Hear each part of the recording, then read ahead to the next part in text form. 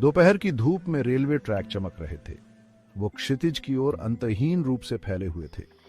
सूरजमुखी के खेतों के बीच में कलापुर स्टेशन था, या यूं कहें कि पहले हुआ करता था। अब यह भुला दिया गया था। प्लेटफॉर्म की दरारों के बीच खरपतवार उगाए थे। स्टेशन हाउस लकड़ी और ईंटों का एक सड़ता हुआ कंकाल था। स्थानीय लोग अजीबोगरीब घटनाओं के किस्से सुनाते थे। उन्होंने कहा कि कलापुर में भूतों का वास है। 3 दोस्त अरुण, प्रिया और विजय ने इन अफवाहों का मजाक उड़ाया। वे युवा और साहसी थे। कहानियों ने उनकी जिज्ञासा को और मूविंगा दिया। उन्होंने कलापुर में एक रात बिताने का फैसला किया। वे खुद देखना चाहते थे कि क्या अफवाहें सच थीं। टॉर्च और कैमरों से लैस वे स्टेशन पर पहुंचे, क्योंकि सूरज डूबने सीमदा था।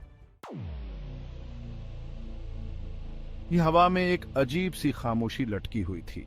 केवल चमगादड़ों के चहचहाने की आवाज आ रही थी। फ्रेंड्सों ने अपने बैग धूल भरे प्लेटफॉर्म पर उतार दिए। देखो, यहाँ कुछ भी स्केयर डाउन नहीं है। प्रिया, जो व्यावहारिक थी, ने उनका सामान खोला। विजय, शांत प्रेक्षक, ने महसूस किया कि उसकी रीढ़ की हड्डी में कंपकंपी दौड़ गई है।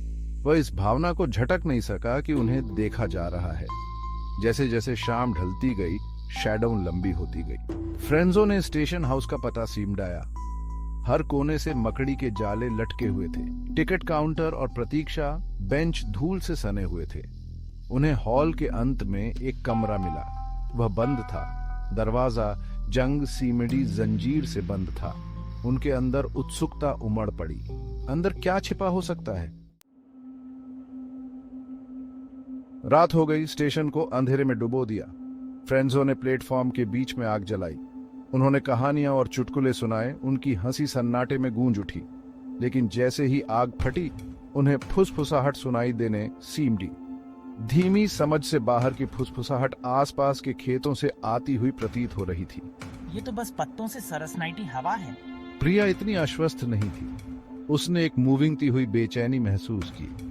अचानक विजय ने प्लेटफॉर्म के दूर छोर की ओर इशारा किया। स्टेशन हाउस के पास एक शैडो फ्लिकर्ड। ऐसा लग रहा था जैसे वह उनकी ओर बढ़ रही हो, हर गुजरते सेकंड के साथ बड़ी होती जा रही हो। अरुण ने अपनी टॉर्च पकड़ी और उसे परछाई की दिशा में शोन। वहां कुछ भी नहीं था। S2 media, empty platform with nothing visible, person pointing into darkness with a surprised expression. देखो! बस तुम्हारी कल्पना है। लेकिन उसकी आवाज डगमगा गई। उन्होंने अजीबोगरीब घटनाओं को नजरअंदाज करने और अपनी बाकी रात का आनंद लेने की कोशिश की, लेकिन फुसफुसाहट जारी रही और तेज होती गई।